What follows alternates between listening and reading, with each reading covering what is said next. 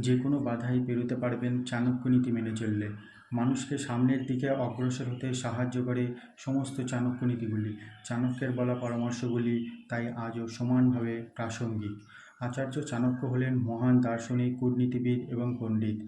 সেই সঙ্গে অর্থশাস্ত্রেও তাঁর অগাধ পাণ্ডিত্য ছিল চোখে পড়ার মতো। চাণক্য নীতিতে জীবনে এগিয়ে যাওয়া এবং সাফল্যের পথ বাতলে দেওয়া হয়েছে। এই বিষয়গুলি যদি আপনি মাথায় রেখে চলতে পারেন তাহলে আপনার সমস্ত কিছুতে সাফল্য বাঁধা। যে কোনো বাধাই আপনি পেরোতে পারবেন চাণক্য নীতি মেনে চললে। মানুষকে সামনের দিকে অগ্রসর হতে সাহায্য করে চাণক্যের সমস্ত নীতিগুলি। প্রথমটি হলো পরিস্থিতি অনুযায়ী মানিয়ে নিন। আচার্য চাণক্য বলেছেন যে সাফল্য পেতে হলে পরিস্থিতি অনুযায়ী মানিয়ে নিয়ে শিখতে হবে।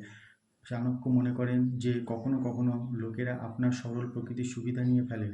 সেই জন্য একটু বুদ্ধিমান হওয়া এবং ভেবেচিন্তে সিদ্ধান্ত নেওয়া খুবই জরুরি। দ্বিতীয়টি হলো অর্থ ব্যয়ের ওপর নিয়ন্ত্রণ। চাণক্য নীতি অনুসারে যতই অর্থের প্রাচুর্য থাকুক না কেন, অযথা অর্থ ব্যয় করা এড়িয়ে চলা উচিত।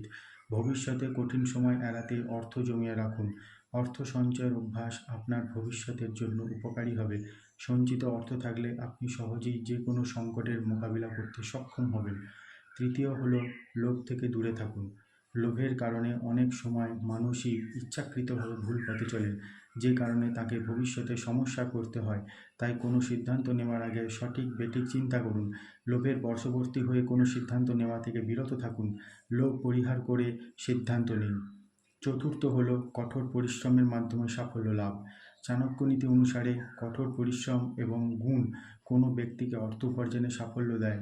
তাঁর কখনো অর্থ, সুখ এবং সম্পদের অভাব হয় না। টাকা পয়সা ও ধন সম্পদের চেয়ে ভালো গুণের মাধ্যমেই মানুষ ধনী হয়ে যান। তাই কঠোর পরিশ্রমের সঙ্গে সদ্গুণই রাখা দরকার, তাহলেই মিলবে সাফল্য। এই চারটি নীতি আপনারা মেনে চলুন আর জীবনে প্রচুর সাফল্য লাভ করুন।